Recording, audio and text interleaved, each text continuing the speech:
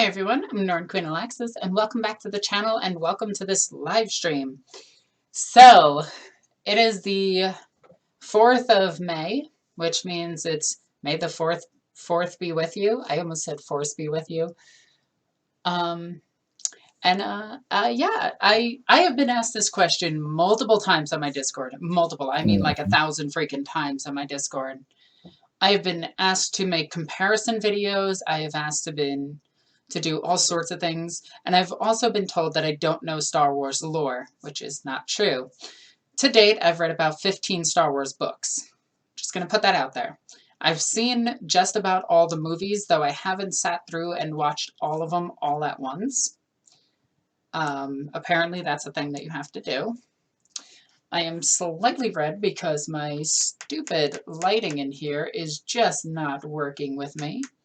Say, just red. So you're going to have to deal with it.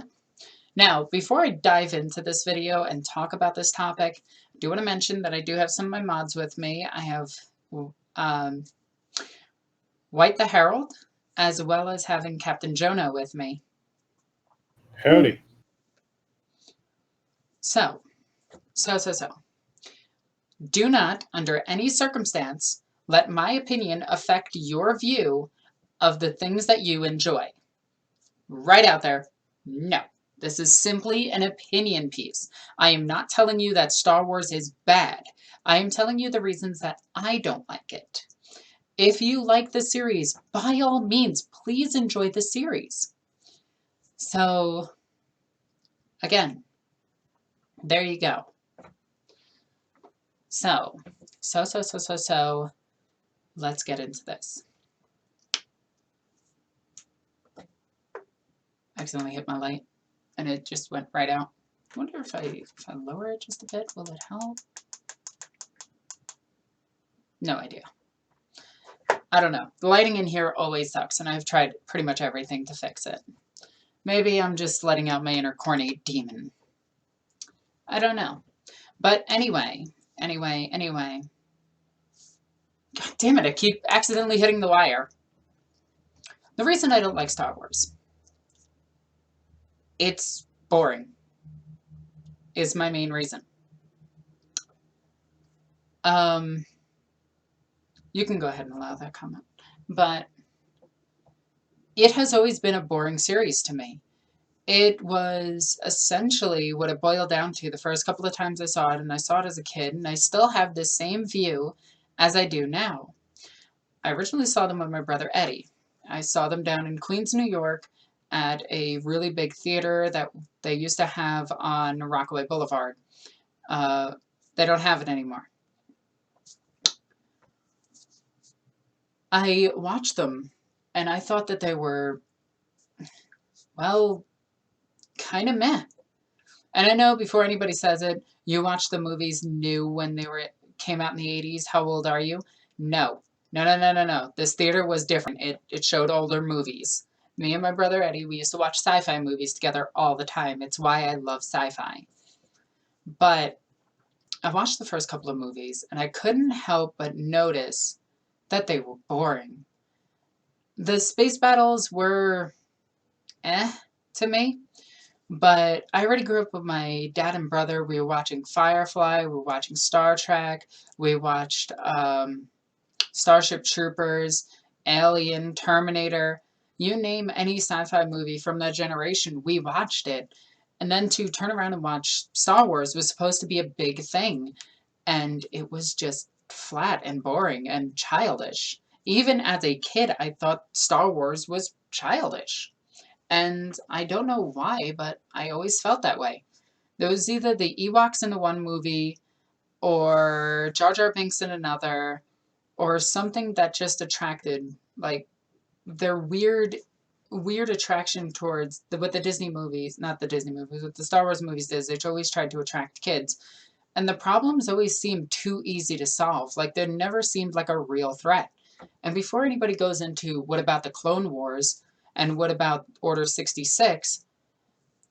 It still didn't feel like a threat. I know that's weird to say, but it's kind of got the same problem 40K does right now, where it has main character syndrome. The main characters are pretty much invincible. They can do whatever they want so long as the plot demands it. And that's how I always felt about the movies. And then before I saw Revenge of the Jedi, the one where Luke Skywalker fights Darth Vader, I read a book about everything that Darth Vader could do.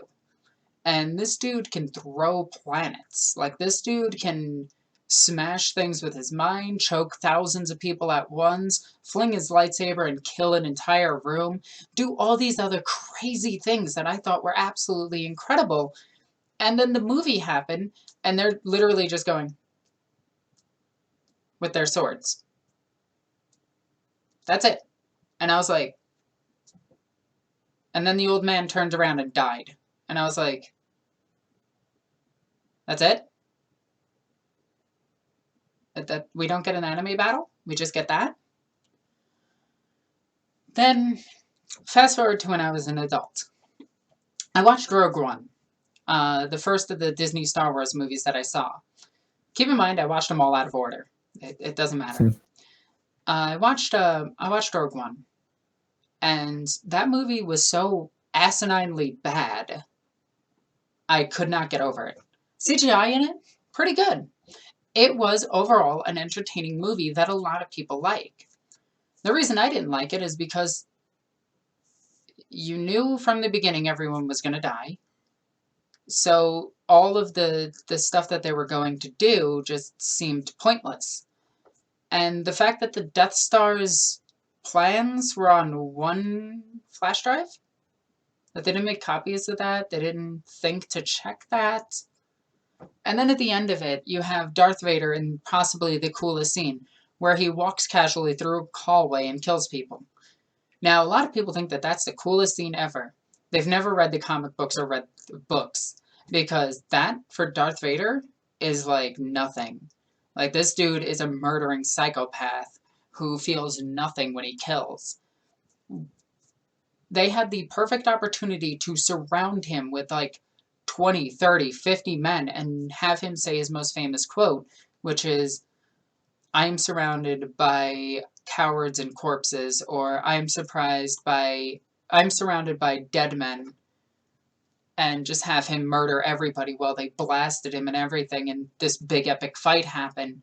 Instead, he just casually walked down a hallway and killed people, and then he watched the spaceship fly away. This is Darth Vader, who has the power to pull Star Destroyers out of orbit. By the way, that has happened multiple times in the canon now. And then to find out, like, all of the canon got shifted when Disney bought it, so now it's this is canon from one book, this is canon from another book, but these books over here are not canon, even though they're written around the same time. But if they're referenced in the movie, they're canon, and this one is not canon. This comic series is canon all the way up until Disney said it's not. And yeah, and I'm sitting here like,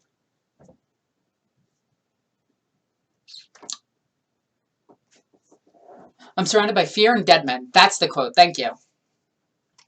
But I'm sitting here, and I hear the constant comparison, the eternal conflict between the Warhammer 40K community and the Star Wars community. And everybody's like, well, Star Wars can fight 40K. And it's kind of like when you pit anything against Superman. You know damn well that Superman's going to win. You know damn well that he's incredibly overpowered to the point of near invulnerability. You know that he's going to win, yet you still try to pit him against it as though the outcome is going to be different somehow. And that's it. Also, we just got a $5 super chat. Yo, thank you. Later during the Jedi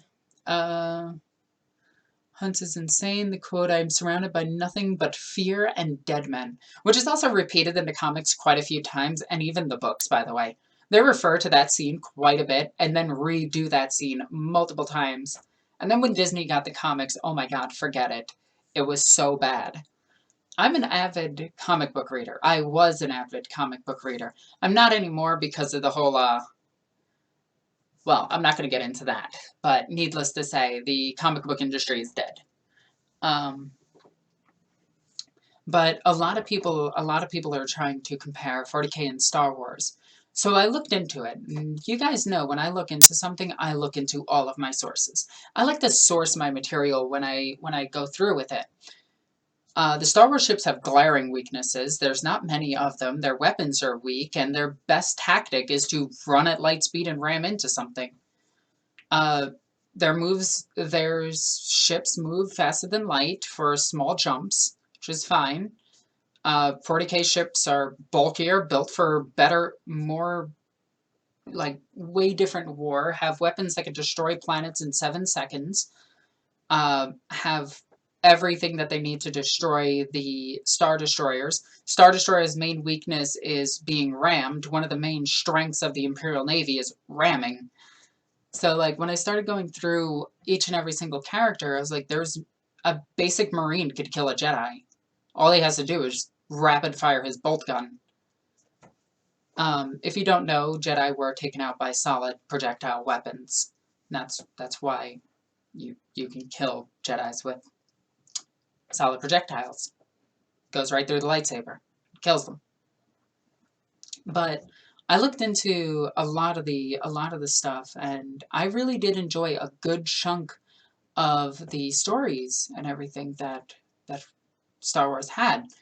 But the new movies and the movies threw those out the window. Also, we just got another super chat by the same person. Thank you so much. What is now Legends is the only true canon. Fight me. You know what? No, I agree with that. I fully agree with that. Well, the best stories about Star Wars are the fan stories and the fan interpretations of the stories that took place. The movies themselves, they kind of hold up. They're more nostalgic than actually good. When you break it down and boil it down to what it is, it's a kid who has daddy issues fighting up against his daddy who has even further daddy issues. It's based off of a Japanese poem, and yeah, it's kind of cool. But I think what really killed it for me was the fan base. I thought 40K had a bad fan base at first, until I started getting more involved in it. I avoid boomer websites like some forums online that involve a 4 and possibly the anime reference to a person, which is Chan. And I also avoid things like other boomer websites like Facebook now, because I'm just kind of done with it. I take care of my page barely on there, but if you want to talk to me on Twitter, or just join my Discord. But the fan base for Star Wars is vicious.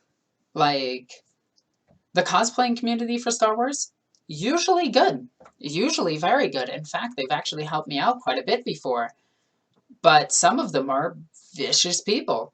The fan base online, you cannot disagree with them. In fact, I love triggering them by saying there's only 2 good Star Wars movies, because they will go nuclear saying that there's 3. And then they will all fight each other debating what those 3 were, even though they don't agree. They agree out of sheer, well, that they feel they need to. Versus, yeah.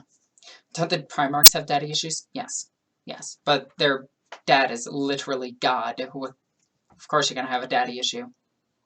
You're a 16-year-old given the body of a super soldier and told to lead a giant crusade against everything forever. Of course you're going to have issues.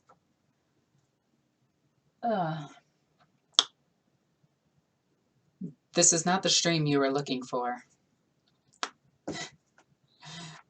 Subscribe to my channel. Anyway, I'm going to be done doing Force silliness.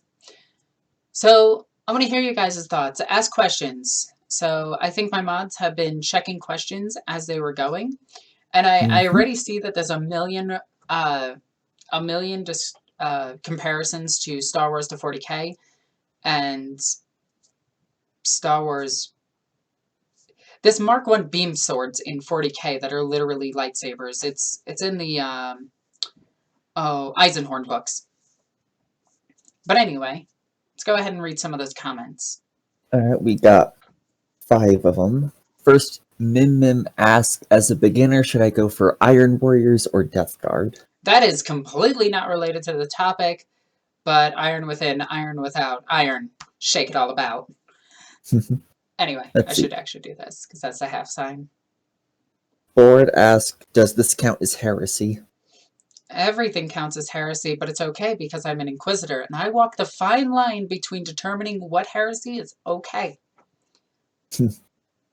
Eric just asked, question, Grand Admiral Thrawn versus Gilliman, who is the better strategist? The answer is Fulgrim. The answer is Fulgrim. Gilliman would be a better because he is a superhuman.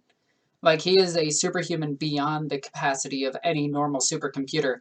Like, keep in mind, custodians can read an entire book in less than, 5 seconds. A Primarch, on the other hand, could know the thought pattern by reading the book in less than a second of the person who created the book and their entire backstory. They literally have plot on their side when it comes to everything forever, except when they have to die. Right. Next one is an easy question. Michael Collins, is it possible for me to be a fan of both? And Yes, Yeah. of course. By all means, be a fan of both. There's a lot in the Star Wars universe that I actually love. I love the design of the Star Destroyer. I love the design of the lightsaber and their combats. I love the design of the Jedi and the Sith. I love that they're just yin and yang, and I love the stories behind them all. I love the fact that it's just the story of, well, the path of the Bushido. And there's a lot in it. What I don't like is the movies. I find them boring. yeah, let's see. Hold on. Grabbing more questions because now people are asking them like crazy. Let's see. Dr. Allegedly, aka Plague Doc, asked which two, and I assume he's asking about, which two are the good movies. Oh, that's literally a pick your own. Like, that's the whole joke of it, is there's only 2 good movies in the Star Wars franchise. My answers are always the one with Jar Jar Binks in it, and the newest one, because everybody will flip out. So if you need a way to troll Star Wars fans, there you go. Big brain thinking. Mobius77X asked, how would the Republic Army compare against the Imperial Guard? It wouldn't even come close. The Republic Army would, the entirety of the Republican Army would be it would be the Cadian Army. Not actually the Cadians, they're way too advanced. It would be like any of the others, like the Valhallans or something else. Like, literally, you could just port them in and they would fit right into the 40K scenario, universe perfectly. In fact, did you know that in Star Wars, they fight demons? That's a thing. Jedis fight demons. That's something that a lot of people don't know. Let's see. This isn't a question, but Zypher says hashtag Ewok Lives Matter. Let's just put that out there. Ewoks took down one of the best armies in the entire galaxy. See. Or you can meet Ewoks are the best army in the galaxy. Right? Let's see. Chaos Lord says with a question mark, blood for the blood god. Blood for the blood god. Let's see. Matthew Latham asked, do you enjoy any of the movies? Yes, actually. Ironically, one of my favorite, and I'm not saying this as a joke, one of my favorite is actually the one with Jar Jar Binks in it. And it's only because, and let me justify this, it is only because I just got finished watching Drunken Master, the Jackie Chan movie, and Jar Jar Binks is based directly off of Jackie Chan from that movie. So I absolutely adored it, but I took it as a children's movie. So the fact that they were trying to be serious in it didn't really bug me. Also, one of my favorite moments in it is the politics. I know that sounds weird, but that was one of my favorite things in that movie. Let's see. Number name asks question. Outside of the movies, what do you like in Star Wars? There's actually several books, and I really like the Clone Wars series that aired on Cartoon Network. I thought that was really good. I started watching some of The Mandalorian. The whole Baby Yoda thing is actually creeping me out because it's a ploy made by Disney to sell to children. And it's perfectly designed to sell to children because Disney is an evil company. But I did like the story so far in it. I really like the comics. The comics were actually drawn fantastic and had a really good plot all the way up until, well, Disney got involved. Yeah, I don't see why no one brings up Lego Star Wars as like the best movies. Yo, Lego Star Wars, no joke, is actually the best. Like, Yeah. you need to know about Star Wars? Play the Lego games. Mm-hmm. That's cheating. All the Lego games are great. I know, they're fantastic. Look, you can have Sith C-3PO. What else is there in life? Right. 3PO o'clock. Yeah. All right, let's continue going through these questions. Let's see. A few have already been answered. Let's see. Master and Commander book series or The Beast Arises? That's cheating. The Beast, they're both terrible. So which is worse? The Beast Arises is definitely worse. Agreed. Like, the Beast Arises series is literally some of GW's worst writing ever. It is so laughably bad that I barely consider it in my head canon, because GW has no canon and you get to pick and choose what is canon in your 40k. And I refuse to acknowledge that the Beast Arises series even happened. All you have to do is remove the orcs from it and keep Draken Vangarage, and you're good to go. Yeah, right? Let's see. One person asked, Alexis, have you gotten a chance to read Sons of Selnar? Selnar? I don't know That's what the that is. latest Siege of Terra book. No, but that's the one with Gilliman's mother. Not Gilliman's mother. Yeah, no, the mother of Primarch's in it. That's actually on my list. That you're thinking of the Knight. You've read it. I haven't yet. Saturnine, somewhere. Saturnine. There you go.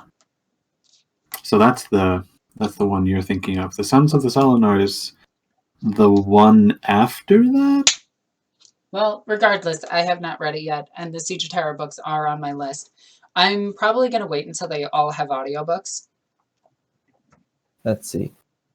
Omegon Lives says, wait, you're saying that Orc Diplomats is bad writing?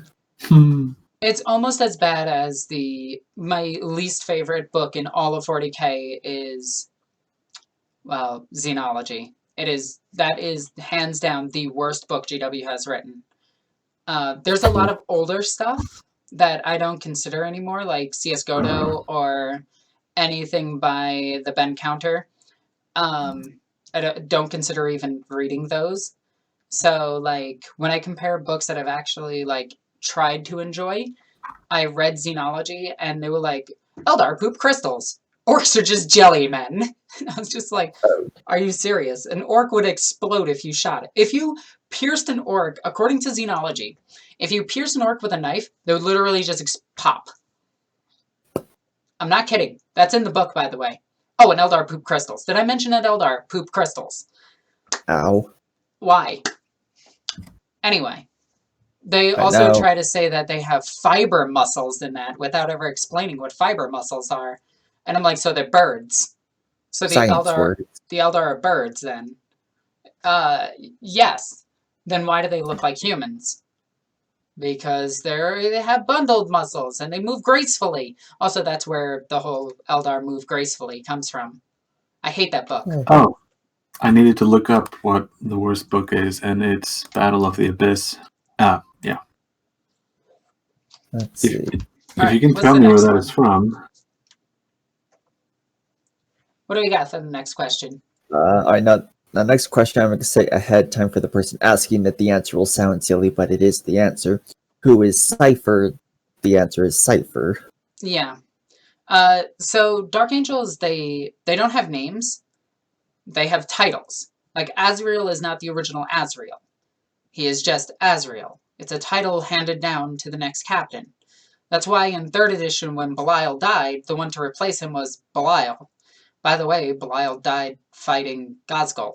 But that's not a notable fight. Instead, they brought in Logan Yifman to fight him instead. And I was like, why is Wolfman Yifson fighting Ghazghkull? Shouldn't it be Yarick? Shouldn't it be Ghazghkull v. Yarick, since they have a codex? Boy, that's the silly thing, because like the Psychic Awakening Saga of the Beast, it spends more time hyping up a rematch between Yarick and Ghazghkull than focusing on the fight between Wolfman and Ghazghkull. So like even they know that that's a better fight. Yeah. And that book is written terribly, by the way. That's why we haven't gotten to it. Okay. Speaking of Speak of the devil. Next question is from Gazgul Mad Uruk Thraka. Hello, I'm trying to get into 40k and I'm super interested in the lore, but there's so much. Where do I start? So I actually have a post.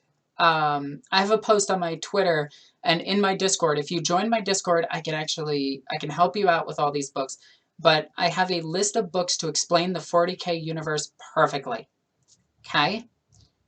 Eldar poop crystals and put it on a ring. Welcome to Eldar marriage proposals. Also, the Eldar poop crystals are their soul stones. But all of the Eldar lore prior and past that state that the Eldar's crystals come from their fallen worlds, which are demon worlds, which is why they have to go there to get them, because those are the people that were crystallized when Slaanesh was born, and their shattered remains are what they form into the soul stones, which house the souls of all the corrupted and dead Eldar, which is why the Eldar tend to, as they die and come back and die and come back, start going more and more insane, and then eventually become Corsairs, which then become Dukari. But Xenology is all like, nah, the Eldar just poop those. Can I say something really awful? Sure. So, you know how when humans get really scared, you talk about shading bricks? Language. Pardon, you poop bricks? Yeah. Well, maybe when the Eldar realized what they'd done with Slaanesh, they, Yeah. as a society, pooped crystals. Yeah, quite literally. Maybe that's an Eldar expression. We don't know. Yeah. Just like their gods, they sharded themselves. That has multiple meanings, by the way. I love myself a layered joke. That was a good one. All right, what do we got for the next question? Let's see. Joan Sierra asks, have you read anything written by Peter Fehervari? I can't pronounce words. Peter Fehervari. Yeah. And then they say, best Black Library author, I swear. What did he write, Victor? Hold on, I actually need to look this up because I barely remember a lot of names, by the way. He writes a lot of Genestealer cult, funnily enough. Oh, wait, is he the one that wrote the Genestealer? Let's hope. Let me see. He wrote Requiem Infernal. Oh, never mind. He's amazing. And yes, I read Requiem Inferno. Oh wow, funnily enough, like he has 1, 2, 3, 4, 5, 6, 7, 8, 9, 10, 11, 12. He has 12 books, but all of them are ebooks and what's it called? Most of them are either short stories or like super old novel. He wrote a story called Firecast. Oh, that's a good one too. Which is like one of the first books I ever bought, and that was like a decade ago. So he's been writing for Black Library for like a super long time, but he's only output very few books. Well, I like him. I consider him up there with Aaron Densky-Bowden as one of the better writers of 40k. Yeah, he seems to handle a lot of the edge cases because he's done a lot of Tau, a lot of Genestealer cult, and some Imperial Fist. I think he did the book where Torgaradon is first introduced, I think. All right, let's get the next question. All right, let's see. Oh, just to finish that off, he is not the best Black Library author. There are ones above him. Let's see. Kian G asks, can you explain what is the deal with the Primarch's mother? I am kind of confused. Did the Emperor just take some of her DNA and combine it with his? Question mark. Well, John? Oh, Lord. Can you spoil it for us without spoiling it? No, just absolutely spoil it. I don't care about spoiler warnings. I'm going to mute. Okay, that's fine. You mute. You don't want to hear it? Mute the stream right now.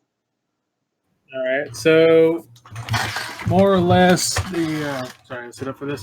So, kind of TLDR, the Emperor met this really powerful perpetual named Erda or something like that. It means like old Earth and in like High German or something along that line. And yeah, she took this like really powerful perpetuals, genetic sequence and kind of mixed it in with its own to make the Primarchs. Which would also mean that all the Primarchs are biologically related to each other aside from their father, which could also explain away female Space Marines because the father's genetics are what determine the sex of the children. So just saying, maybe the Emperor could only have a son. Big brain thinking. There you go, GW. It's not zygotes. Learn biology. Anyway, next question. Let's see. Aiden, lots of blanks, asks, so wait, soul stones are vessels that can contain souls, and they are almost exclusively found on demon worlds, well, technically crone worlds, but they're basically demon worlds, so whatever. Is it possible that a soul stone could contain a demon? Yes. Yes, it is. In fact, Slaanesh loves corrupting them. The Eldar go through an immense process of purifying them. And it's actually like, it's actually really cool what they have to do to get these things, because it's up to the Crone Worlders or very brave Eldari to go to these, not Crone Worlders, Exodites, to go to these worlds, and Corsairs, to go to these worlds and get these crystals to sell to the Eldari. By the way, the Eldar have an economy system. Keep that in mind. So it's actually really cool. Like, if you want to play a space pirate adventure, play as an entire Eldari team retrieving soul stones from a demon world. Oh yeah, technically they're not all crone worlds are demon worlds. They just sit really close to the Eye of Terra, so typically they're demon worlds. Okay. Let's go ahead and get the next question. Alright, let's see. Commander Wookie Cop says, question, opinion of clone troopers. So, okay, this is possibly one of the coolest things from Star Wars, by the way. I love the idea of the clone trooper, and I love the idea that the clone troopers actually do have a free will in order to do the things that they do. And I love the fact that there was a comic or a cartoon where two clone troopers were about to sacrifice themselves for their master. And the master's like, I don't want to lose you. And they're like, it's okay, we're clone troopers. We're easily replaced. And he's like, yeah, but you're mine. And it's like, it's actually this really heartfelt scene, and I really love that. Also, we did just get a super chat. Yeah. Let's see, Disappear Forever for a $2 super chat. Ask, why is it so hard to find female penitent engines? Yeah, because GW doesn't like torturing women in their products anymore. You can find the old ones that look better anyway. Or you can go to Raging Heroes and find them. Raging Heroes actually makes some really, really good ones. They make the Sisters of Penitent or something like that. They're ridiculously cool. I have a set of them. Or you could just buy a woman to put on your Penitent engine. You do you. So long as it's an equal representation amongst your Penitent engines, then I have no problem with it. Let's see. Number name says, question, how much is the Force like the warp? I'd say not really. Okay, so the Force is ungodly overpowered. Like, Psykers in 40k are extremely dangerous, able to bend worlds and destroy things and cause demonic incursions. It's pretty much the same in terms of its destructive capabilities. The strongest example of the Force used in Star Wars that I can think of was the Apprentice, the Apprentice, Darth Vader, and another Sith Lord pushing a Star Destroyer, or pulling it out of gravity, and destroying it. Which is insanely overpowered, by the way. It is crazy powerful. The strongest example of, the strongest comparison to that is Kion of the Black Legion, former of the Thousand Sons, who went through the warp holding a ship behind his ship with Abaddon on it, meditated, controlled a spaceship behind him being pulled faster than light travel, and flung it at the Emperor's children to break apart their legion and eventually end the Legion Wars, with the Black Legion winning it finally, after taking down the Emperor's children, who were the champions of it. We also got another super chat. So you guys are being really awesome with these, by the way. It means so much to me. Thank you so much. Let's see. Okay. Talking about the Jedi that's all like clones. You're not expandable to me. That's Plo Koon, the only Jedi able to use Force Justice, which is the Jedi version of Force Lightning. So there's actually multiple Jedi that can use Force Lightning, including Luke Skywalker. He actually uses it in the comics.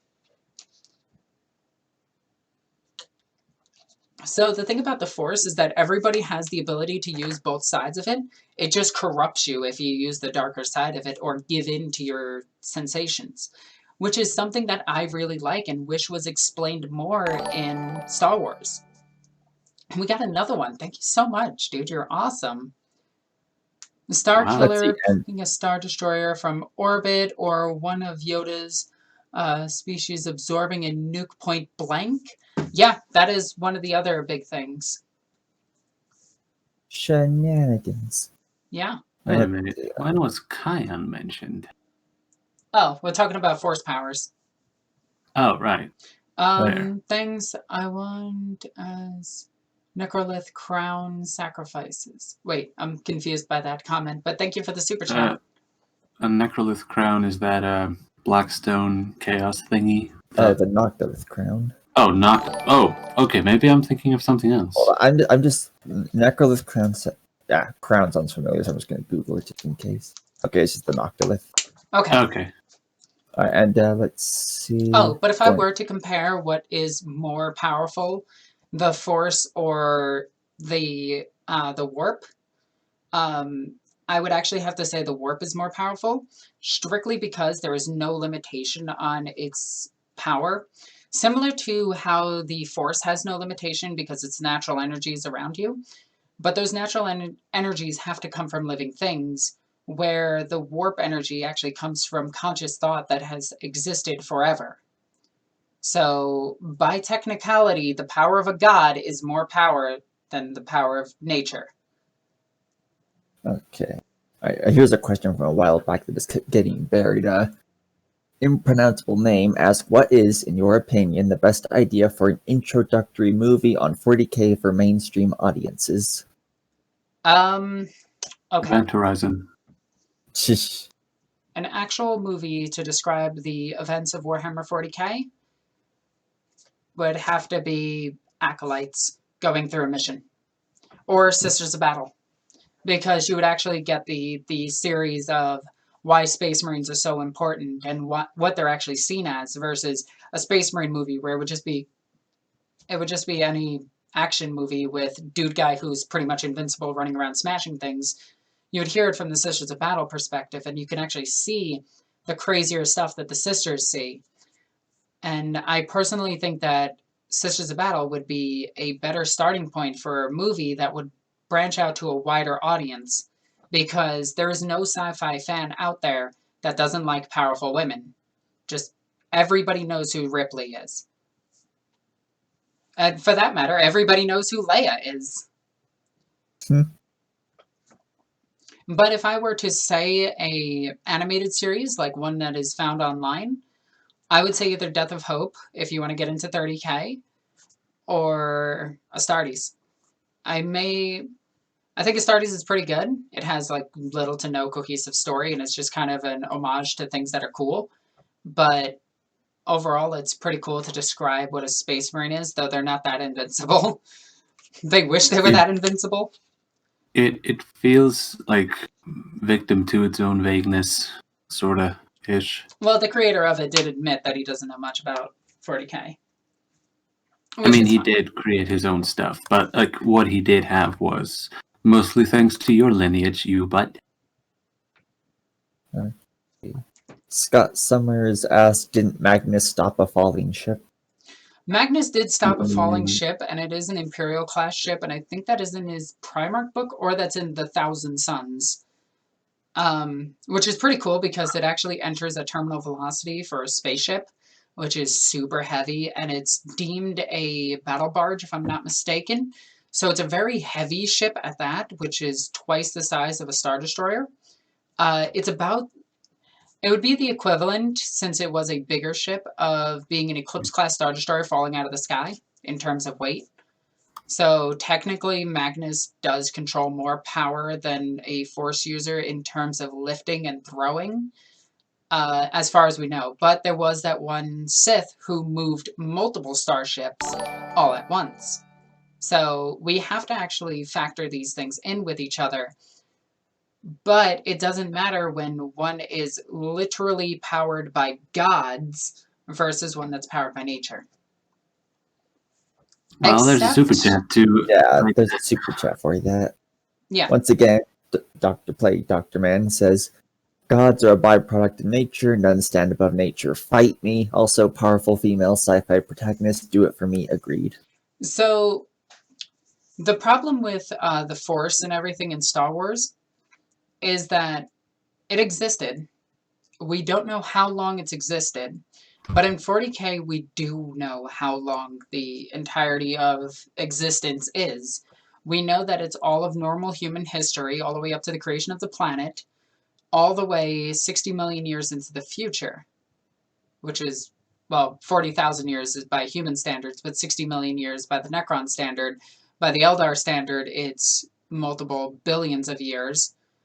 So, yeah, there's a lot more corporeal power in the warp than it is in Star Wars, since Star Wars takes place in the past versus 40K taking place in the future. So if you go based on that, 40K still has more power. But that's just my opinion. If you think the Force is more powerful, by all means, it is as powerful as you want it to be, which is the same thing as the warp itself. It is as powerful as your willpower is. And in Star Wars, they do something very similar. You only control the Force through your will. So you have to keep these things in mind. We also got another super chat. Actually, 2 super chats. Holy cow. All right, starting with the first one. Let's see. Autumn Lotus asks, what's your thoughts on the father, the son, and the daughter, and how they interact with the Force influencing the galaxy, almost manipulating it? So this is from some recent Star Wars comic, I believe. Yeah, it's... There's also, I think they were in the Clone Wars from what little I've seen of it. Yeah, it's interesting. I kind of like the older rendition of what the Star Wars lore was, which is just the 3 sides of the Force, which is evil, good, and neutral, but all need to exist because of balance in the universe, which then got transferred to the father, the son, and the daughter, which I think is still cool, but at the same time, I feel like I feel that it was an irrelevant attempt at being kind of like Christianic mythologies, if that makes sense. Let's see, the second super chat says, let's see, Necrolith or Noculith crown is chaos halo-shaped terrain. Yeah, the big circle. Yeah, it's what we mentioned. Also, the Disappear Forever, you are mistaking Necrolith from Warhammer Fantasy with Noctilith from 40K, because the Necrolith Colossus is the Bone Giant from the Tomb Kings. Victor, you're a nerd. With the I mummy know. lasers. Yeah, no, not the mummy lasers. It's the they can have the gigantic dual weapons or the artillery bow. That's the man Wait, I'm buying. that's just Bone Giant. The Necrolith Colossus is its own unit. No. You're thinking of the Hydro Titan. The Bone Giant. You're right. The Bone Giant has a second name, which is called the Necrolith Colossus. Let's try to get back on topic. Get wrecked. Okay. Nerd. What? That's it. I'm gonna beat you up. Yeah, But calm down. okay, let's see. There was one that I wanted for you. Hold up. Let's see. First of all, there's people saying the Force has been around since the beginning of the universe because, in the universe, nothing is created, nothing is lost, everything changes, that kind of thing. The warp has existed since the beginning of time and space, even before that, because it's existed before time and space. It's existed in multiple realities. It persists forever. It is this... Also, if you want to get really technical by it, the Force is based off of the metachlorians in your blood, and that is canon. Fight me. Oh yeah, the warp exists outside of time, much like Arizona. Yeah, that's true. Let's see. Ford asked, "Did you play Doom Eternal?" No, I haven't yet. I do want to. Let's see. Also, I do want to thank everybody for doing all these super chats. You guys are super awesome, and I love each and every single one of you. You guys are amazing. Thank you so much. Especially right now because I'm currently out of work, and my store is facing shutdown. So I'm really worried about getting back to my job. You're all doing your part. Also, speaking of super chats, Pansamulia, I can't pronounce the words, my apologies. But let's see, in regards to the Force shenanigans, there is a mother, but she became a Lovecraftian being that feeds on Force energy. God, let's hope she didn't become a Lovecraftian being. A lot of people forget that that is entirely sexist. Anyway, we're not going to get into that. Yeah, anyway, let's see. Board asked, did she seriously just call someone a nerd? What? There is no proof anywhere of me calling somebody else a nerd. Just saying. No proof whatsoever. Let's see. Matthew Atham says, midichlorians are the medium allowing the Force to be manipulated, not the creator of the Force itself. Ah, now the funny part about that, what happens if you start losing blood? Now, this is an actual legit question that I've had. So, you have a Psyker from Warhammer 40k fighting a Jedi, or no, a Sith. Let's go to Sith, because they would do this. And they're fighting, they're shooting lasers at each other, fighting, you know, doing the whole, I have a barrier, well, I have a barrier. Well, my barrier is bigger than yours, I'm going to throw a spaceship at you. No, I'm going to throw a spaceship at you. I can lift a continent, so can I, you know, doing that whole thing. But what happens the second the Space Marine librarian just goes, blood boil? Or you know, cast hemorrhage, which makes you bleed from everywhere. Yeah. Could a blood transfusion give me temporary Force awesomeness? Technically, if you have a connection to the Force and you get blood transferred from one to another, by all technicality, yes. Yeah, also super chat. Eric just asked, wouldn't Gaunt's Ghost or Caiaphas Cain be a better basis for a 40k movie? Also, Hell's Reach is a good 40k fan movie, just as good as the other two. It's Caiaphas Cain. Anyway, Caiaphas Cain would be... Flag. Caiaphas Cain would be a good intro to 40k for a movie setting. It would be seen as a comedy, and it's based off of something entirely different. It's based off of a British comedy, by the way. Gaunt's Ghost Indeed. would be interesting, but the vast majority of 40k fans don't understand what Gaunt's Ghost actually is. They just claim to have read it, and they don't realize all the stuff that's in Gaunt's Ghost would actually be canon in current editions of 40k. Personally, I think the Sisters of Battle, which are being one of the headliners of this edition, are, well, they're just a better jumping off point. Again, sci-fi and powerful women go hand in hand.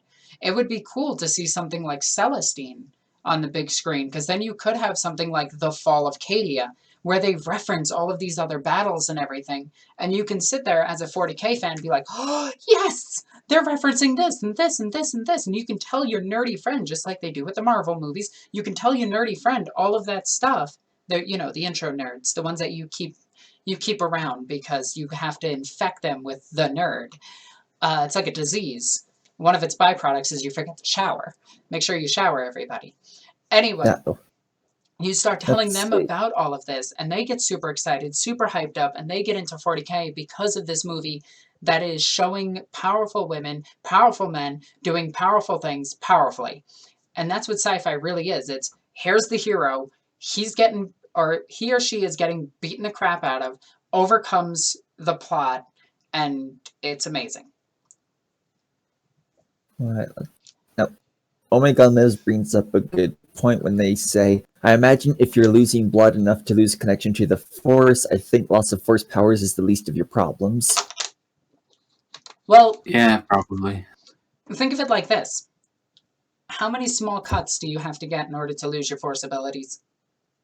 Imagine imagine for a second a Dukari slicing you up until you lost your Force abilities. Well, it's a good thing that nobody in Star Wars uses blades. Let's see, people are just bringing up that orcs have better aim than stormtroopers. So I recently, and I do want to point this out in defense of Star Wars, stormtroopers don't fire to kill. And I'm going to prove this. Stormtroopers shut up. Stormtroopers fire strictly covering fire. They fire for suppression. They fire because they're not intending to kill, because they want their enemies to surrender with as little casualties as possible. Stormtroopers are actually concerned about the lives of people around them. Unlike in 40k, where if somebody sees a demon, they kill an entire platoon of people. So, there you go. That's why blasters have such a low damage output, because they're essentially giant stun guns. They're not meant to kill. They want you to surrender. They want it to end peacefully. They are a suppression force that was made warrior. So yeah, that's one of the cool things from Star Wars that I like. Also, there was that whole comic of stormtroopers fighting demons, which was amazing. Also, zombie Jedis. That was cool too. All right. Now we've gotten a few super chats. Let's see. The first two are just, slave Leia appreciation post. I mean, and then yeah. And Eric just says, well-written characters are better than strong characters. Well, when I say a strong character, a powerful character, I mean something like Furiosa from Mad Max. I mean something like, let's go with John Connor from Terminator 2. We don't count the other movies. They don't exist. Shut up. But there's a lot of powerful characters like Ripley, for instance, who are very, very strong and well-written characters with a good backstory and a problem that they have to overcome in order to beat the plot that they are faced with. And these are the kinds of characters that I consider powerful, not just the ones that are, I'm head smashy and I can kill literally everything. No, those don't do it for me. Those are just meatheads. Now, I must interject because the last super chat used Danske Kroner, and I am not happy. Well, too bad. I like Danske Kroner. Submit. Well, meh. All right, let's keep reading these comments as we go. Let's see. Okay, there. Also, while he is looking for the comments and your questions, I want you guys to take a minute to like this video. Those stupid thumbs up go a long way to help spreading the word of my channel and actually showing off like my stuff. It's another way of supporting the channel. Ooh, here's a good super chat.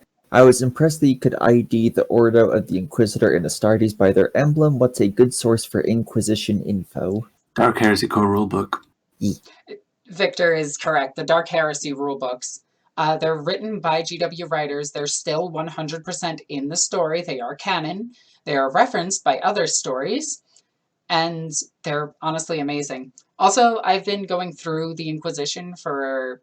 The Inquisition in 40k is my favorite faction. Well, okay, so my favorite race in 40k is the Tyranids. My favorite faction in 40k is the Inquisition. Does that make sense? I get that. Yeah. And also, so here's a question I think you'll like. Let's see. Dmitry Shustov asks, what is a nerd? I hear it for the first time, and sorry, I am not very well with English. Oh, a nerd is somebody that knows a lot. A nerd I don't know. is somebody that knows a lot about a specific sci-fi setting or computers or just sci-fi and tech stuff, and is just you know them. They're nerds. They know such an amount to an annoying degree, shall we say? Yeah, Victor. Yeah, me. Take that, me. Let's see. Another super chat from Disappear Forever saying, I like Sisters of Battle for their realistic armor, to be honest. So, I think that is, I think that's a joke. But I do want to tell you this. The whole joke about boob plate being able to redirect projectiles to the center of the chest so that it kills you because it penetrates your heart. Your heart usually sits over here, by the way, which would actually be protected by boob plate because it would push it away from the heart. Just saying. But aside from that, the center part of the Sister of Battle armor is actually the most armored up part. I should know I have a suit of Sister of Battle armor that I built to the exact specifications of Sororitas armor. And it is super thick right there, and it sucks because it leads to so much under boob sweat. You have no idea. Also, let's get that other super chat.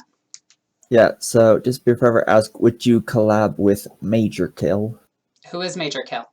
Okay, now that's a channel I've glimpsed at. It's just a YouTube channel that does lore on both 40k and fantasy, and all the videos are titled as, like, Orcs explained by an Australian, Blood Angels explained by an Australian. Oh yeah, that guy. I remember him now. He's so and so. Well, let's not speak ill of him. I don't know him, so I don't watch lore videos. I'll be honest with you guys. I barely watch lore videos because I have pretty much, like, the second the books come out, me and Victor get the books, we read the books, and we talk about the books. Like, we don't need to do, like, if you watch my lore series, for instance, we all cite sources when we talk about certain things. So this way we bring up the most accurate stuff that we can. Also, if the person Major Kill decided to come to me for a collab, I'd be more than willing to hear him out. One person offered a collaboration with me and a bunch of other YouTubers to do some voice acting for him for a thing that just happened. But he literally said, you have 2 days to do this. And I'm like, dude, I roleplay all of this day, and the next day I stream, I record, I have so much stuff to do. Can I do it on the weekend? They're like, no. And I'm like, well, they didn't say no, but I didn't get to their time limit, so I feel bad about not doing it. But at the same time, it's just like, I have a ton of stuff in the background going on, so sorry. Okay. Someone is saying I want to get to the books. What ones do I read? This question is way too broad. I have an entire post about this with about 20 different books, which is a great place to start in 40k. The books are semi-short, being about 500 pages apiece, and they can be read in like 2 days. And it really explains what the 40k universe is as it currently stands. Do Eldar really have samurai armor? They do. They are literally walking around with Bushido armor on. They also have death masks, which is the name of the samurai mask. And they have those banners on their back. Yes. E. Let's see. Someone is asking about who is stronger, Star Wars, the Force user, or Psykers from 40k. This is a very, honestly, this depends on the Force user or the Psyker. It's a spectrum. In fact, 40k has gone ahead and made a bureaucratic list to sort through Psykers, because that's how the Administratum works. Yeah. Both get powered by plot. Yeah, both are plot powered. They're just as powerful as they need to be. But if you were to compare the most accurate comparison of the two using their RPG systems, I would say that a Psyker from 40k is way more powerful than a Force user. Especially a Flesh Shaper. One post I just want to quickly hop on and answer to. Nathan Saralon said, I used to play fantasy games, and apparently there are no more Warriors of Chaos. They're still around. They're just called Slaves to Darkness now. Yeah, which is a much cooler name. And if you want to be hyped for something, then Warhammer Fantasy The Old World is coming back in a few years, and Warriors of Chaos will be there. So stay tuned. Yeah. Ooh, here's a question you'll like, Alexis. Let's see. Kian, whatever name. How did the hive mind get to you? Was it a certain story or book about them, or just getting to know them better more broadly?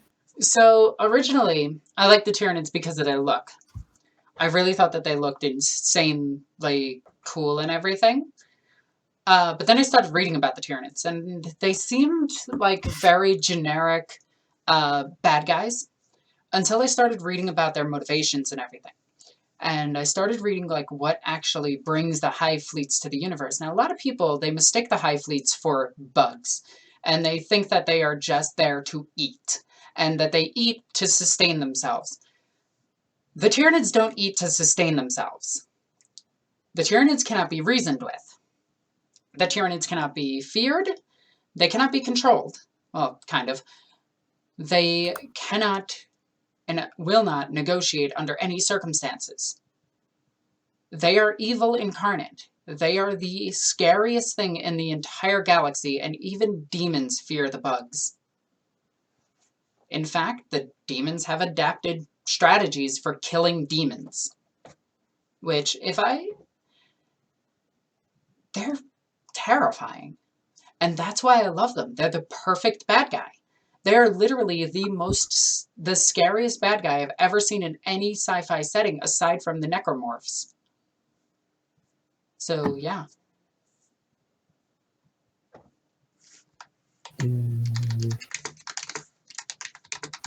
Do questions.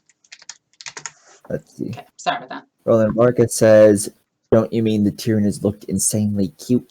They do look cute to me. I will admit that I do have a passion for the bugs. It's actually adorable.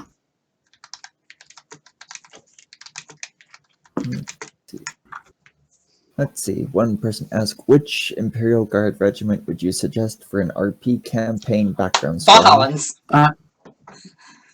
Can I answer this? Like, as someone who has thought about this way too much. Honestly, Gaunt's Ghosts. The Tyrannid first and only, I should say, because if you want to go for the letting players do things on their own, you can't really go wrong with the Tyrannid because they are a scout company and they usually are way too far up to get any orders, so they do their thing and don't have to think about the commissars, especially since Gaunt won't be there. That's fair. So yeah, that's that. Right, let's see, here's a question. Is there a light side of the warp like how there is a light and dark side of the Force? Yes, there is. The Realm of Souls. Now, this comes from older 40k lore, so take it with a grain of salt. This is also written during the time that Fulgrim is still the first captain of the Emperor's Children and not actually, a Primarch. But originally, the warp was split up into multiple sectors. One had the bugs, the warp xenos, and all sorts of other things, the Okanastes that existed in the warp, like the void whales and crocodiles. I don't know. They had jumping spiders and crocodiles as warp entities. They were literally creatures that pop out of the warp and eat things. Then you have the Realm of Souls, which is technically still canon because now it's the Emperor's beacon within the warp that keeps all humanity safe. And then there's the actual malicious side, which is, the warp. Let's see. One question is Xenomorph versus a Genestealer. Depends who's writing it. Yeah. I have to lean more towards Genestealer, but just because they're written as having insane amounts of endurance and strength. And intelligence. Yeah. Let's see. I thought I saw something else. Somebody comparing the Tyranids to the Zerg. The Zerg are actually inspired by the Tyranids. Oh, it just said Zergs equal Tyranids, but without the cool stuff. Yeah, pretty much. Let's see. One person says, you've seen the Wordbearer's thoughts on Tyranids in Battlefleet Gothic Armada 2 as perfect life forms as they all have a common goal? Yeah, I could see that. Although I do like the Wordbearers from Arondinsky Boden's point of view, where they think that they're the ones that mastered the warp, when in reality they're just being manipulated like everybody else. Like, everybody in 40k is being manipulated to a degree. Yeah. One way or another. Let's see. Still have 100 people watching. I wonder if we can get the super chats up to 100. That would be incredible. That's crazy. That would be crazy. All right, let's see some more questions. Let's see. Okay, that's it. Ask more questions about Star Wars too. Here's this one thing I'll quickly answer to. One person brought up Xenomorph acid blood. You can give your Tyranids acid blood too. They literally have that as an upgrade. And it's the same exact thing. Let's see. One person asked, there are some Chaos Marines that shout out loud for the Emperor, although they fell to Chaos. What's the deal? Oh, easy. They just believe they're still fighting for the Emperor. No. All right, I do like that question, though it did get hidden. Okay, now this Now, here's a question that's sort of a continuation to the question about, what books to start with earlier. They say that they asked about that because, they hear a bunch how, like, the lore is inconsistent in books, so they don't really know where to start because of that. So, like what she said earlier, like, check out Alexis's book list. yeah, I'll post it in my Discord again at some point, and I'll post it up on my Facebook again. As well as possibly my Twitter, maybe. Let's see. Now, Alex Santana had asked once again, like, opinions on the clones. That got answered earlier. It's overall a thumbs up. Yeah, I really like the clone troopers. Yeah. Let's see. One person just says, "Love your knowledge about 40K. It's a very nice stream to listen to. Keep up the good work." I am trying my best.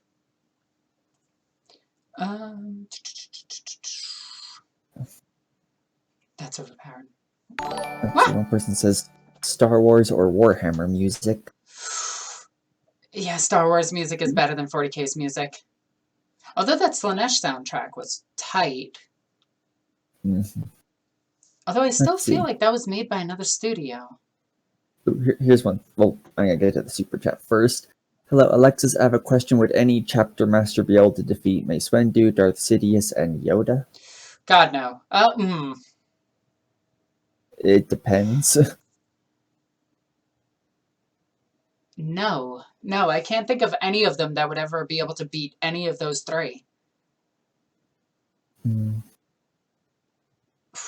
Let's see. Well, like, one person asked. Okay, so my thought of this is possibly some of the named Psykers in 40K.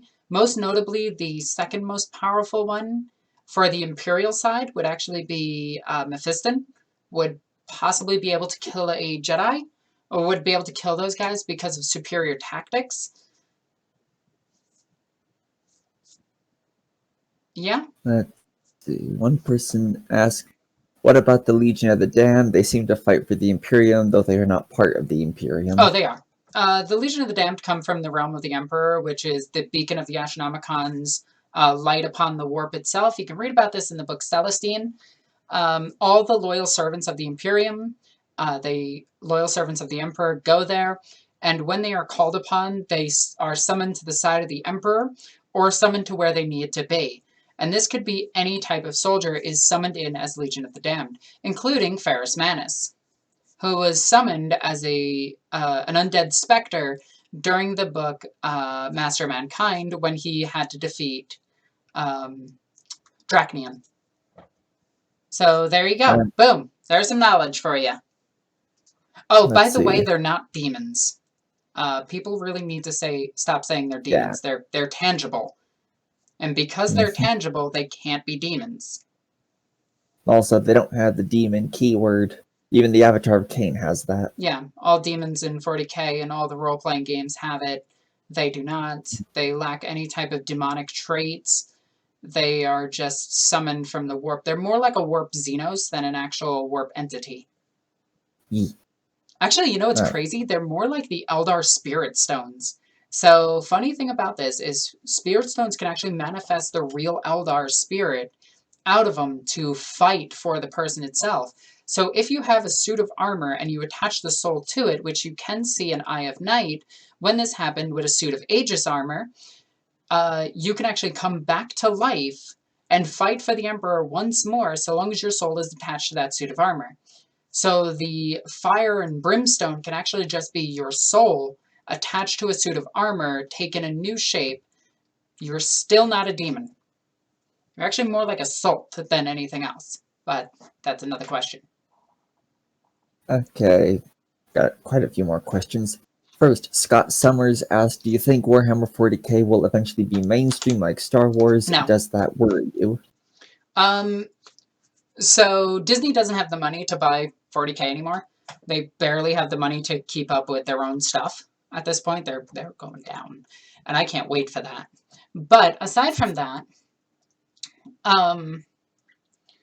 if Warhammer 40K were to become mainstream, they would have to drop some of the torture-y aspects of the universe. Not just Slanesh, because Slanesh has been pushed away from the sexual side to more of the deviant and pride-based side in the more recent history. But they would have to get rid of, they'd have to get rid of Ben Counter as a writer. C.S. Godot, Matt Ward would all be gone, and in a heartbeat. They'd be gone because those guys just write torture. Let's see. Alex Santana asked, do you like the 30k or 40k armor for Marines? Yes. I think my favorite is Crusade era armor, and I think it looks absolutely crazy. I love it. Let's see. One person asked if you ever played Republic Commando. I did. It was an enjoyable game. Let's see. Star Wars ships versus Warhammer ships. 40k ships win. Yeah, because like an average 40k ship is like, you know, considered like a super vessel in Star Wars, like the Eclipse Star Destroyer. Yeah. And they also have more firepower and have more armor and have the ability to ram. And if you know anything about Star Wars, their main weakness is ramming. It's like having an army of alligators go up against an army of Tyrannosaurus Rexes. Let's see. That keeps auto-scrolling. Let's see. One question I just don't get. So let's see. Who would win, Karn the Betrayer or Grandmaster Belial? Oh, I see what you're doing there. I see what you're doing. That's actually in a book where they pit the two against each other. No, I think, didn't Karn go up against Azrael? Oh, against Grandmaster Belial. Oh, yeah, as Belial would lose. Belial's not a good fighter, by the way. Alexis, he's only lost once, supposedly. Would you rather go up against Hanso or a Primarch? Now, what do you mean by Hanso? Do they mean, do you mean Hansu? Like, or do you mean Hanzo Hazashi, like Scorpion? Or do you mean like the famous Japanese swordsman? Because I'd still rather fight that than a Primarch. Yeah. Let's see. Alexis, what are your opinions on the Yuzhang Vong? They are basically homunculus covens mixed with Tyranids. They're neat. Not enough lore. Again, it's 40k. There's not enough lore on the aliens. There's only enough lore on the Imperials. And Chaos barely gets anything. Let's see. One person says, that's no moon, that's a proper orky rock. Yeah, that's another thing. Imagine the Imperial Starfleet of Star Wars versus an orc Wa. That would be hilarious. Let's see. Also, a very strange question. Do Imperial transports transport Titans? Yeah, like, the Imperial ships are really heckin' big. Yeah, they do.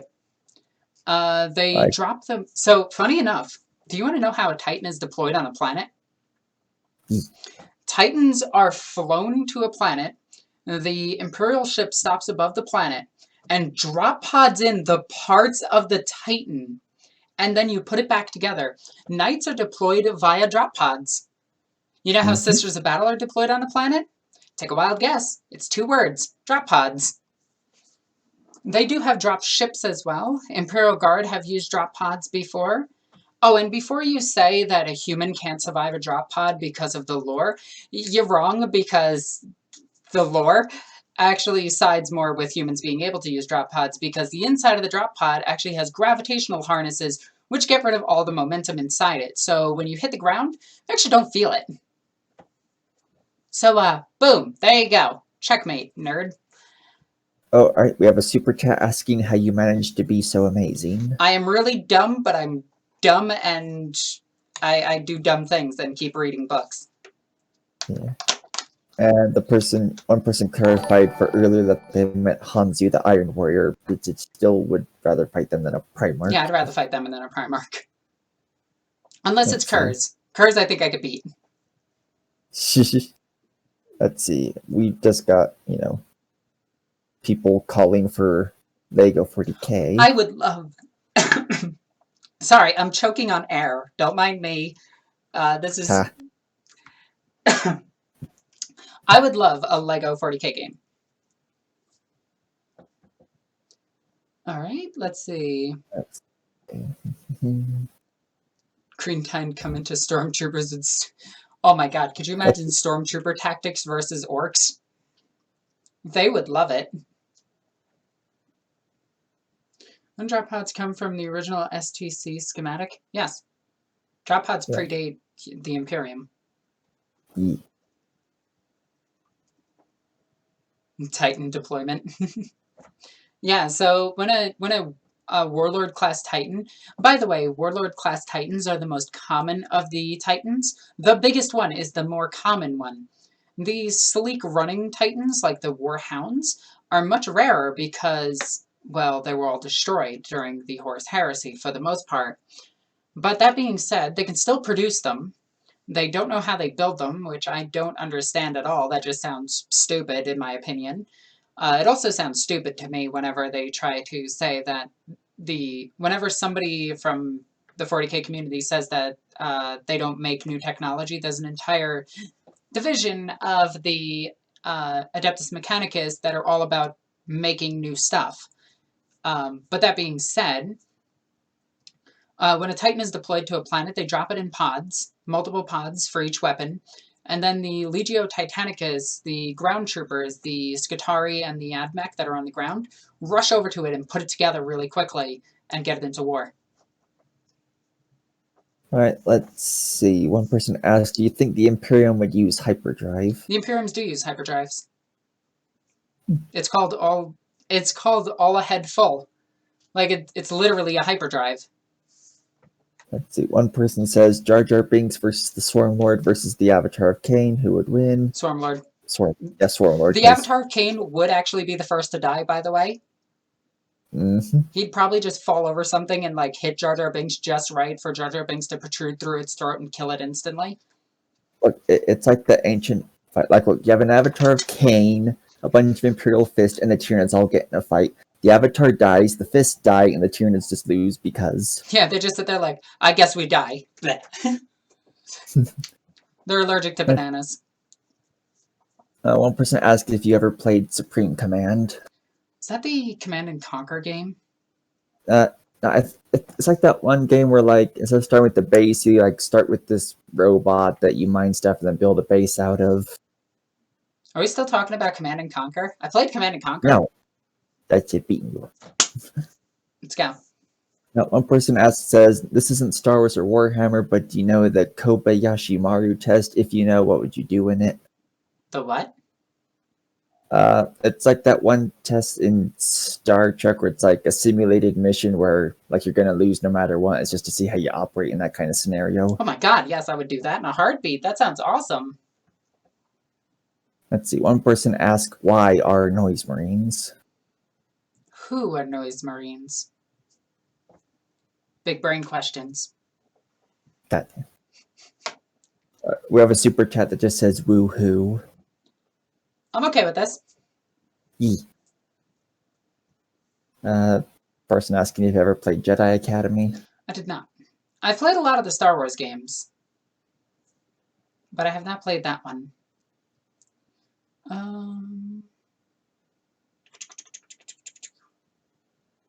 Comparing Command & Conquer to Supreme Commander, heresy. I like Command & Conquer. I thought it was a really fun game. Like, it is a really fun game. I absolutely adore it. Oh, thank you so much.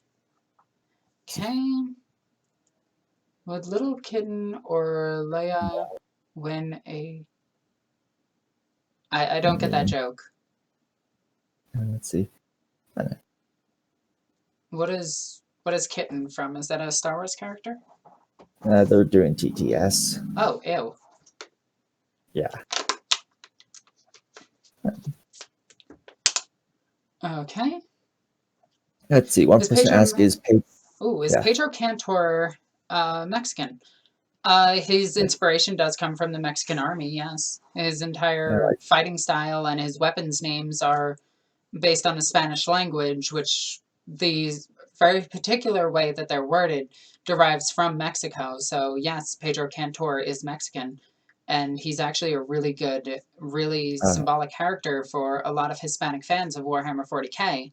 The fact that he doesn't get enough screen time kind of bugs me a little bit, because he was one of the headliners of 3rd edition, I think. Let's see. One person asked AT-AT versus a Gorkanaut or a Morkanaut, or I guess a Morkanaut or a Gorkanaut. So I'd actually give it to the Star Wars technology for this until the orcs actually saw it and built their own. Let's see. Okay. Okay, we got a few questions. Let's see. First, one person. Now, once again, just asking if you played games. One person asked if you played StarCraft. Another if you've played Star Wars Empire at War. StarCraft, yes, I played it. I'm terrible at it. Empire at War, no. Wait, no, actually, yes, I did. I played that for the PSP.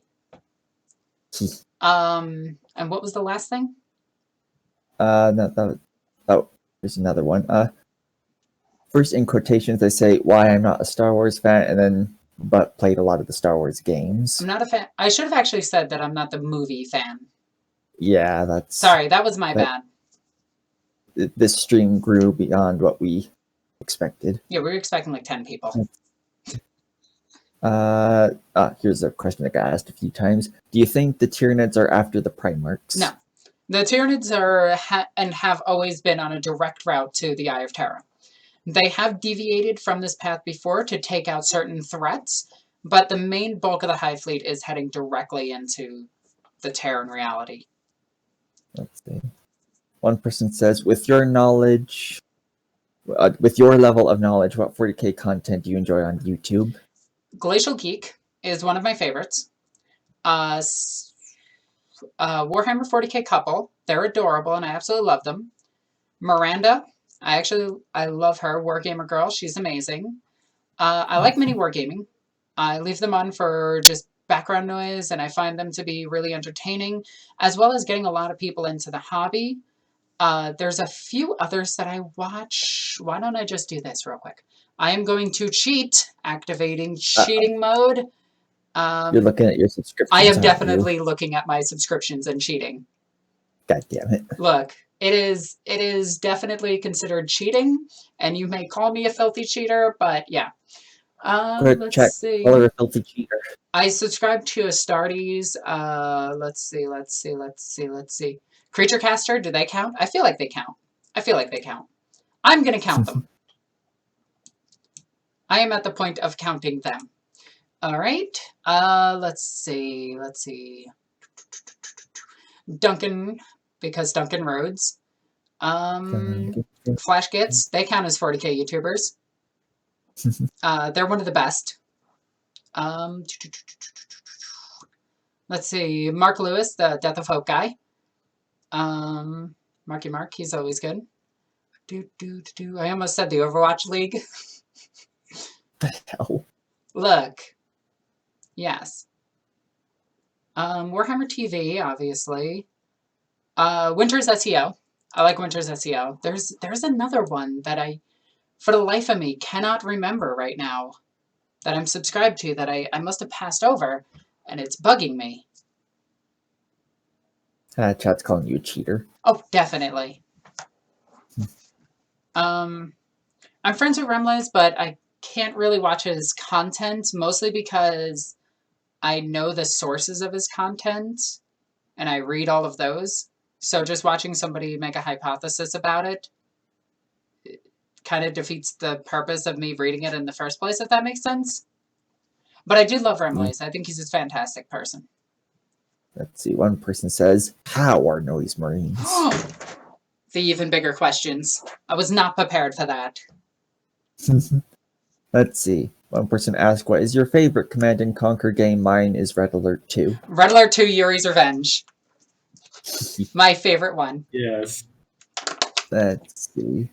One person asked, what are your thoughts on the Clone War era CIS droid forces? I like them. I think they're really cool, and I think that should have been explored a lot more than it was. I know it was explored quite a bit, but it also needs to be explored more, because that's the good Star Wars. Stop doing this stupid remake crap and garbage movies. Focus on that. Make a sequel to that. Go with the older books for that. Let's see. One person asked, have you, and if not, will you play Star Wars Knights of the Old Republic 1 and or 2? Not on the channel. Let's see. Oh, super chat. The Emperor protects you, and yes, you, and you, and yes, even you. Ha, they're talking to you, White. Filthy God heretic. damn it. Yeah. Do you think the tower actually way darker than they look? Obviously. Yeah, the tower evil. The tower being pushed to actually being the Order of Destruction, which I really like. Because the way that Warhammer 40k is working right now, they're switching it up to being like 3 major threats. Chaos, obviously, the Imperium, the good guys, and the Order of Destruction. The Destruction will have the Necrons, the Tau, and the Orks. Oh, and the Tyranids. They're not going to be working together. They're just going to be under that Grand Order of Destruction. With the Tau being able to ally with almost all of them except the Tyranids. Oh, and Genestealer cult are in there. But the order of the Imperium would be the Eldari, the Drukhari, the... and I know Drukhari, it sounds weird, but trust me on it. It's because of the Ynnari. The Harlequins, the Imperium. And then you have Chaos, which is literally chaos. I don't think I need to explain that. Like, pretty self-explanatory. Let's see. Also, Tau being dark... Tau don't get enough shine, enough light. A lot of people think that the Tau are not a threat in the galaxy. The Tau have the most powerful military in the entire galaxy, even more so than the Imperium of Man. Yes, they do. Don't argue with me on this, because I'm right. They defeated the Imperium of Man multiple times. They defeated 2 chapters at once. They've defeated the Ultramarines. They've defeated 3 Hive Fleets simultaneously, where 1 Hive Fleet took down Baal and 1 Hive Fleet took down the Ultramarines. But yet, everybody thinks that they're a scrawny little pushover with a tiny empire, even though the Eldar have a smaller domain than them. And technically, the Necrons do as well, because they're not allied planets. So, yeah. I love the town. One person asked, on a daily basis, how much do you listen to the Ultramarines chant? Not I know this is meme shit. But look, not gonna lie, the Chaos Gate soundtrack is actually really good. Oh, yeah, it is. Yeah, it is. So, let's see. One person asked, are you a Dungeons & Dragons fan? Yes, Just I am. curious. I do like Dungeons & Dragons. I'm currently playing a Wood Elf Druid. And I'm playing her as an actual Gaelic Druid, so I'm talking about Gaelic mythology and everything, and everybody in the party gets super confused by that. Let's see. Oh, we're now at the point where people are just asking Noise Marines with a question mark. I raise you another question. Let's see. Noise. One person says, why are the Nids going for the Eye of Terror? That's just Tide Fleet Kronos, right? No, that's all of them. Wait, why?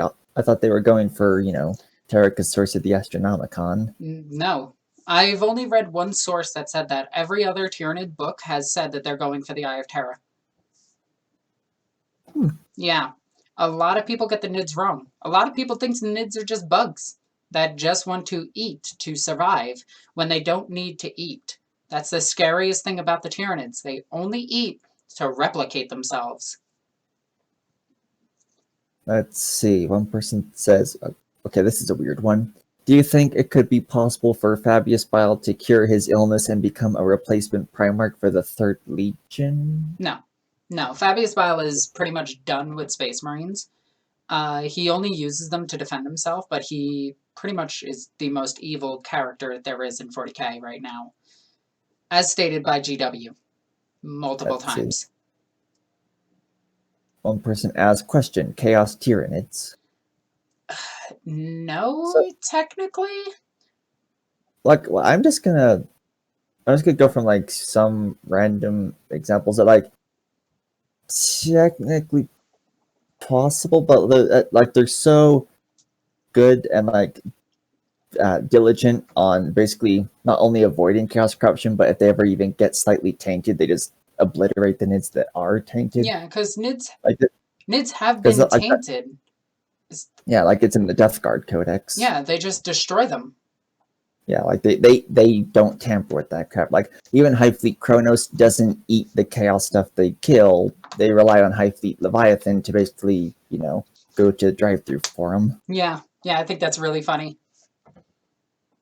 There's also a Hive Fleet in the 8th edition Codex that goes around and stops other Tyrannid fleets from devouring entire planets. Let's see.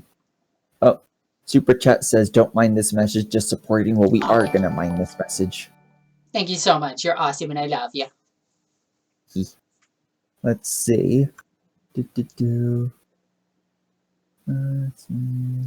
like your channel. Tyranids rule. Keep up the good work. Yes. Yo, Tyranids are bae. The only reason you don't see Tyranids that much on the channel is because of how hard they are to transport. Also, I can't really do battle reports considering everything's locked down. Let's see. Now, the other person's been posted about noise marines is now just asking marines with a question mark. Nah, so you ruined it. You ruined it. You should have put nose with a question mark. Yeah, not noise, nose. See? Let's see. Oh, another super chat. I like your channel. Tyranids rule. Keep up the good work. God damn it. That name! Oops. Oh my god! Oh. Here's a question you'll like. Which Warhammer 40k transport is your favorite? The Arvis lighter. It's my favorite transport in 40k. Ooh. If Tyranids got one unique new unit or HQ, what would it be? Any lore creatures with no models yet? Oh, there's actually a ton. I would actually like to see more of their flying creatures, as well as HQ units for, like proper HQ units. And you know what I want? You know what I actually want for Tyranids? Take the 4th edition Tyranid Codex, put everything back in, get us brand new named creatures for everything. And I know this kind of defeats the purpose of the Tyranid lore in general. Like, it entirely retcons almost all of it. But, no, actually it doesn't. Have the Genestealer cult, like, work side by side with the Tyranids and not just get immediately eaten, so that the Tyranid hive mind can have a voice through the Magus. Or through the Patriarch. Or just have Tyranids talk. Like, I've never understood the problem with Tyranids talking. Like, you could even have them, like, I don't know, hold an Independence Day and just use people for talking. Or like Starship Troopers. Yeah, just give them a bit of character so they can, you know, Win a do couple of battles. things. And make it so Blood of Baal isn't incredibly boring. Yeah. What army do you play the most, Sisters of Battle? Let's see. We got more people asking noise marines. Uh-oh. Hi, I see that you're not a Star Wars fan. Why, though? I am not a fan of the movies. Strictly. Yeah. If you want to know the entire reason, just rewatch this entire thing. I've explained it enough at this point. Let's see. But you thought my name was funny. Yo, that name is amazing. Your name is absolutely... Like, okay. Back when I played professional Yu-Gi-Oh! And yes, that's a thing. And I was a weeb at some point. But back when I was playing professional Yu-Gi-Oh! There was this match online that I watched that was between Barack Obama, which was the funniest thing to me, and what was the other one? Oh, Osama Bin Laden or something like that. It was another joke on a Yu-Gi-Oh! Name. I thought it was hilarious. All right, now. So, not only is there a lot of stuff to say, but we got 2 super chats. First is radical or Puritan?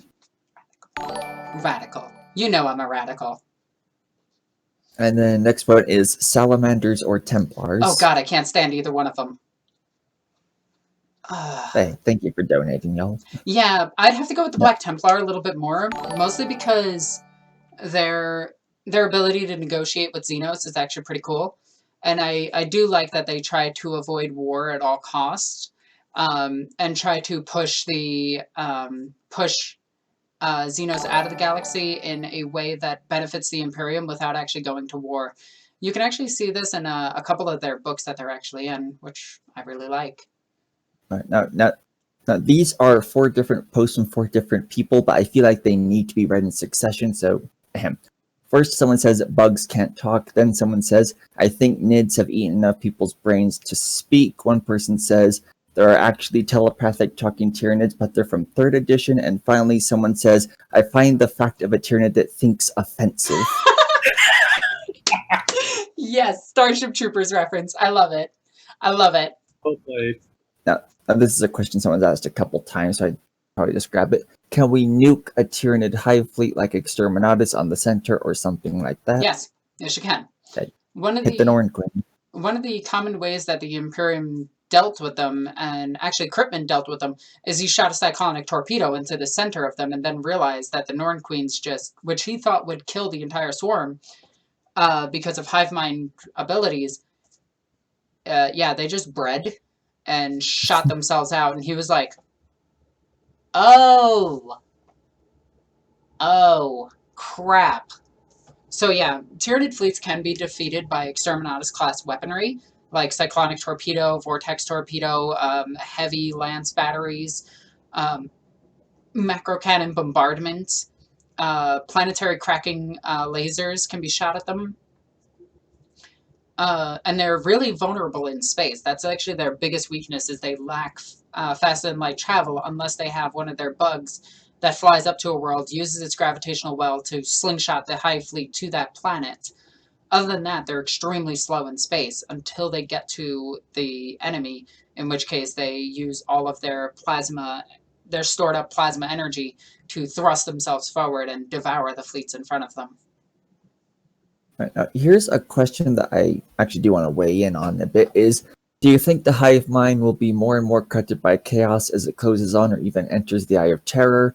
Or is there a reason why the hive mind can't be tainted? Now, for my own answer to the question, I'd say no, but I feel like this could tie into Alexis' whole idea of, Tyranids getting more character and talking more. Because imagine if they changed Nids to be able to communicate, have personalities, and talk, but they kept it so that Kronos was still the typical heartless, mindless, remorseless Nids, so that way they stay immune to chaos corruption. Well, because they don't have any thoughts or needs. The scariest thing about them being corrupted by the will of chaos, and not just the effects of chaos, they're not affected by the will of Nurgle. They're affected by the diseases of Nurgle. Physical corruption can still happen to things that are completely immune to the warp. Like a Sister of Silence can still get diseases from being around too many Nurgle things. Same with a Custodian. They can get the effects of that type of corruption, but they can't be affected spiritually by it. The Tyranids, on the other hand, they literally turn the warp off around them, which is horrifying because demons have a very hard time staying tangible in reality, and Tyranids have no fear of demons. So demons' main strength against Tyranids is to actually convince somebody else to go and fight them. Let's see. One person asked, will I ever not ask about noise marines? We may never know. Ah, that's a good one. Is there any news on the giant buildings that the Tyranids were building? That was Hive Fleet Tiamat, I think, that's doing that. Yeah, they don't really explain that too much more. I think they're just having that at the ready for when they need it. Yeah. Let's see. That's one person just praising Denmark. One person asked, Battle Sisters or Dark Eldar? Battle Sisters. Next person asked, Orcs or Space Marines? Green is best. Let's see. So it gets worse if you shoot a cyclonic torpedo at a Hive Fleet. Kind of. So you'll definitely delay the Tyranids by thousands of years. Maybe, hundreds of thousands of years. Actually, not hundreds of thousands, hundreds to thousands of years. And you may halt their entire progress, and if they're small in the fleet, you might just wipe them all out. But the problem is then you have multiple Norn Queens around the galaxy. And those Norn Queens are extremely dangerous because they're the ones that manipulate all of their babies. Chaos Tau, yes or no? Chaos Tau actually exists. The one from the Dawn of War game is actually Chaos. He's blessed by Khorne. All right, now here's a question. Iron Warriors or Imperial Fist? Please, I need validation. Iron Warriors. There you go. Iron within, iron without. Iron, shake it all about. Let's see, another good one is, do we have Psykers on Terra right now? Yes. Plenty. Millions of them. Yeah, that's where the freaking Telepathica is based. Okay. Holy snap. Holy super chat drop. Let's see. First, how many arms does the Emperor have, and why is it 4? Well, look, like the uneducated think that the Emperor has 2 arms, but the properly educated know that the Emperor actually has 4 arms and is part of the Tyranid cult. This is just a That's- thing. Do not send the Inquisition. Actually, do. We're hungry. Let's see. All right, the next 2 super chats. First is, will we get more lore on the Farsight enclaves? Probably not. So as much as people like the Tau lore, it doesn't sell as well, and the Farsight Enclaves is very, very situational in the Tau lore. And yeah, I hope we do. I want more books about the Farsight Enclave. I want more books about the Tau in general, because they can actually tell political stories, which I really like. So yeah, Genestealer detected on planet equals Exterminatus. No, it doesn't. Usually planets have a strategic value of absolute. And you would deploy, first you would try to deploy planetary defense forces. If that doesn't work, you would use planetary suppression forces. Then you would call in the actual militaries to deal with it, the Astra Militarum or the Sisters of Battle, depending, or both. If that doesn't work and they need a certain thing taken out, they will call in the Space Marines. If it's still too bad, they'll call in the Specialist Space Marines. Which, oh, by the way, John, the suppression force is the Arbites. Oh, fair enough. Yeah. They used to be called cleanse forces. When they call in a specialist force, they might call in the Ordo Malleus or the Ordo Xenos to deal with it. And if the strategic value is lost to the enemy and the enemy is not destroying it, the Imperium would actually leave that planet to the enemy and barricade it and make it into a quarantine world. And they will kill everything that comes and goes off of it. They will seal it by inquisitorial seal. And they'll wait until they have an actual invasion force of multiple chapters of Space Marines, multiple regiments of Guard and Sisters of Battle to go to that planet, maybe even Titans, to get that planet back under control. If the planet's value is high. If it's not, and the planet doesn't produce anything, like it's just a mining colony, then yeah, they might just, depending on the planet itself, they might commit one of like 10 different styles of Exterminatus. One where they light the atmosphere on fire, one where they crack the planet, one where they cause every single volcano to go off all at once, one that just burrows into the center of the planet and explodes, or one that is just a laser that superheats the Earth's core until it pops. And that's the Exterminatus that everybody sees, which is the beam from the spaceship that blows a planet up. All right. Let's see. One person asked, if green is best, then why do you dislike salamanders? I don't like the salamanders, mostly because of the fan base for them that think that they're happy and go lucky and cheerful. When the salamanders had the most destroyer companies, the most irradiated companies, used the most phosphex and all of the Space Marines, tortured, burned, and pillaged people, but they do it to save people, so it's okay? Actually, not only did they have the most destroyer squads, but they gave them a special name, the Pyro class. Yeah. Yeah. So, let's see. We got someone in all caps saying strategic value absolute. Yep. One person asked, why does Slanesh? We got, all right, here we are. Do you think humanity is doomed in 40k? No. No. If at the end of all things, chaos will protect humanity. Yeah, like this was definitely like the angle they were going for in like really like earlier 40k, but they've been drifting away from that as of late. Yeah. Chaos is dependent on sentient life in the galaxy, and if nothing else, then Necrons would actually protect protect humanity. In their Pokeballs. Yep. And I say that because of one of the most recent stories about Necrons shows the Silent King who wants to keep all sentient life in the galaxy alive simply for the reason that he is waiting for them to create technology that can undo the soul transfer that he did to his people so that he can undo it. He's also been shown to work along with the Imperium quite a few times, so there's that.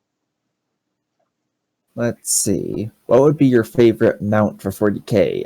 E.g., examples being like, Veneration wolves, horses, dinosaurs, chaos spawn. Oh, probably a glass steed or Oh, maybe a Dark? A Drac? A Drac would be cool. So that's a dinosaur. I mean, a Hot Eldar would be cool too. God damn it. That's lewd. Let's see. John Doe asked, if you had to live as part of one faction in 40k, what would it be? Inquisition. Let's see. One person asked, did you read the Shira Calpurnia's book series, and if so, what was your thoughts on them? I read them a while ago, so I would have to reread them to, well, re-get the plot synopsis to remember them. I mean, it's the only Arbite book you get. So if you Oh, like wait, Arbites, that that's all one. you Yeah, get. that one's good. Let's see. That's all you. That's all you get. You get the Book of Judgment for Dark Heresy First Edition and that book, and that's all you get. Right? All you need is the law. Let's see. One person says, what about them Psykers awakening up in 2020? I'm going to assume they're asking about the Psychic Awakening and your thoughts on it. Oh, I like the idea of it. A lot of it is executed very poorly. Hold up. This is quick because it's a super chat. Sorry, I had to walk out real quick. Can you repeat your answer on Farsight Enclaves? Sorry again. I hope that they get more lore. I'm really hoping that they get more lore because they desperately need it. And let's see. The next super chat is Tyranids are hungry. I'm from Hungary. Am I a Genestealer? Sorry for bad puns. Tyranids rule. Yes. Yes. Yes, they do. Let's see. One person asked exactly how much of a threat did Tyranids pose to the rest of the galaxy? The answer is yes. How much of a threat? They're the biggest threat to the entirety of the galaxy. Yeah, like you could just call them the antagonist almost. Yeah. Like, I would consider Tyranids to be the #1 threat to the galaxy. Like, the eternal struggle of 40k is Imperium versus Chaos, but yeah, but the Autoxenos, their biggest threat isn't the Necrons, it isn't the Eldar, it's the Tyranids. Except in Psychic Awakening, sadly. I love the Star Trek universe. Let's just point that out real quick. I love Star Trek. Yeah. Star Trek is just Rogue Trader the game. Like, that's it. Yeah. The Necrons care for humanity. Welcome surprise. No, the Necrons care for all sentient life in the galaxy, including the Eldar. They're waiting for them to develop technology to save their species. Aside from that, I don't really think they care about them. Yeah, just a means to an end. Yeah. Also, let's see. One person asked, could we kink shame the Dark Eldar to death? Yes. Let's see. We got people just reenacting the intro to Space Marine. Let's see. One person says, just dropped in to say hi. I appreciate your channel and content. Thanks for what you do. Thank you so much. That means a lot.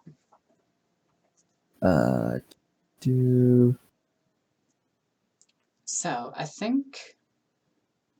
Okay. So, I think I'm going to actually end this stream off in just a bit. So, if you want to get your last-minute questions in, please do so. I had to take a shower because my hair feels like gross nasty right now. Gross. Let's see. One person asks, are Necrons able to feed off warp energy? And if so, wouldn't there be a dynasty that just camps out on demon worlds? As far as I know, no, not yet. All right, super chat. How hardcore are the Maccabean Janissaries? Those guard with like... Oh, those guard with the masks. those face masks that are only in like one thing and only one thing. Yeah, they're whatever. They see meat in only war. Let's see, another super chat. Would you be a Psyker? You know it. Yeah, You know your self-insert OC's a Psyker, so... If you want to see what I would be like in Warhammer 40k, watch the Queen's Court series. It's like 3,000 hours of, well, Warhammer 40k content. Let's see. Could you rank in any order you want the Weaver or Titans, aesthetically, lore, game-wise, etc. Your pick. You can choose the Lucius pattern, Mars pattern, etc. So okay, rank the so that's the pupper design from Armorcast that I absolutely love. That's my favorite one. And I got one. He's your puppers. Let's see. How screwed would Star Trek be if Tyranids attacked? I actually think Star Trek would be more suited to fighting them because their weapons are far more dangerous than 40k. A lot of people don't know that.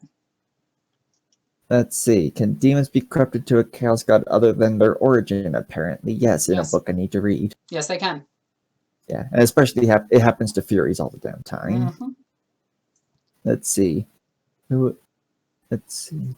Do one person ask Imperial Star Destroyer or Imperial Battle Cruiser of the Battle Cruiser. 'Cause it make the destroyer look small. Well, they're about the same size. One is just significantly heavier and has Space Marines on it. So if there's no Jedis or Siths on that other ship, they're going to die to Space Marines. Ask, what do you think about the Titan's heights? It's really inconsistent throughout the lore. In some books, they're rated as like 20 meters tall. In other books, they touch the stratosphere. So, like, I know what people bring. Like another one of those videos came out, like comparing, the sizes of vehicles in pop culture, and like the Imperator Titan is like a little shorter than the Jaegers from Pacific Rim, and people are like, "What?" Yeah, they're actually surprisingly short. Yeah. Ooh, super chat. Would Isha have more lore? I don't think so. She's in a current book. She's in Eye of Night or Hand of Darkness. I can't remember which one, but she's in that. Let's see. Orcs of Space Marine. Green is best. Oh, let's see. Super chat first. Imperium. We don't use Exterminatus unless necessary. Also, Imperium at Gaia Invasion. Exterminatus ? So it is a question that always gets asked immediately because of the grand, the amount of orcs that they were facing. They were facing an entire Wa. Yeah, they just wiped out the Skitarii on that planet. Yeah, they wiped out the Skitarii. They destroyed the Planetary Defense Force. They were destroying the Astra Militarum presence on the planet itself. So yeah, Exterminatus was not their first idea. Their first idea was sending in multiple things before sending in, committing Exterminatus if the Space Marines were not close enough. Let's see. Yeah, let's see. One person asked, are Furies undivided warp entities? Yes, it was actually quite a large number of undivided warp predators and such. Mm-hmm. They need more love. Let's see. Do you think there's still a member of the Cabal out there after Eldrad Ulthran destroyed them in M32? Yes. It's 40k. If a book needs to exist, they'll make it. And here's a question that keeps being asked. I think you answered it. Orcs or Space Marines? Yeah, I answered that one. Yeah. Any chance machine spirits are the souls of the Necrons reaped by the Void Dragon? No. So currently they're phasing out the Void Dragon from current lore. In the newest Necron lore, they destroyed the Void Dragon. So the Void Dragon being asleep on Mars might just be a large shard of the Void Dragon. But they pretty much took that out of the lore. That was like 3rd and 4th edition lore. 8th edition lore doesn't really have that. But I would like it. The Machine Spirit is actually... So I have conflicting sources, including the writer himself. The Machine Spirit is the last thought before the machine activates. So it could be something as small as a single brain cell, or it could be a person attached to a machine, or it could be the spirit of a person attached to the machine, or it could be the belief that the machine is going to work. All right, more quick. Let's see. One person said Beastmen are a thing in 40k. Yes, they're even mentioned in modern lore. Like even in the 8th edition core rulebook. They don't have rules, but they're mentioned. No, they're actually playable units. They're called Zangor. Oh yeah, Zangors are playable deep Beastmen, but let's see. They also have the Necromundo one. Mm-hmm. Oh yeah, that's right. Let's see. One person asked, where are my ears? Did Noise Marines take them? Probably. Someone says, important question. Who was hotter, Fabius Bile or Vect? Vect. Let's see. One person says, thanks for the amazing stream. Gonna go play Total War Warhammer now. Bye. Good. Let's see. One person asked, what do you think would be a cool color for my Tempestus Scions? Oh, do the one that actually shows them working with the Inquisition. So it's like black armor, highlighted gray with a little bit of white on the very edges. And then put the Inquisitorial eye on them. Do you play Doom Eternal? No. What Loyalist Primarch would you want to see come back? Lion. I mean, in the lore itself, what's his name? Sanguinius already came back. But he came back as a Spectre to talk to his sons. One person says, where are the Squats? Did Noise Marines take them? Squats are still around. The Squats are a playable race in 30k right now. Yeah. A lot of people forget that they're actually entirely playable in 30k. Someone super chatted, what Primarch would you like to come back? Said Lion, but A. Oh, which one would I like to see come back? Like actually on the tabletop? That's Fulgrim. So they didn't say Loyalist. Actually, you know what? I would like a dual set of both Loyalist Fulgrim and Corrupted Fulgrim, because there is a Loyalist Fulgrim floating around the galaxy right now. Yes. I would very much like Clone Grim as well. Clone Grim would be really cool. Yeah. Especially if he like led Renegade Space Marines. Yeah, because like that, when I start getting to work on my Marines, they're going to be, painting them up in Loyalist Emperor's Children colors just in case. Yeah.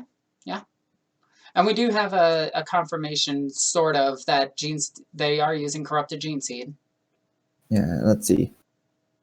One person brings up, will the remaining 2 Primarchs ever be revealed? No. And I like the entire purpose of those 2 Primarchs was for you to create your own. For homebrew, and also apparently from what Rick Presley said back in the day, was just to show, hey, look, the Imperium is bad at keeping records. Yeah. All right. You can Sigmar and Nagash. So, with all of that being said, I think I'm going to get going for now. I hope you guys enjoyed this, and I thank you guys for supporting the channel. Please make sure to like this video. It's like right here, I think, right here. And subscribe to the channel, ring that notification bell, because it helps out so much. Super chat. Oh, I'll get to that one real quick.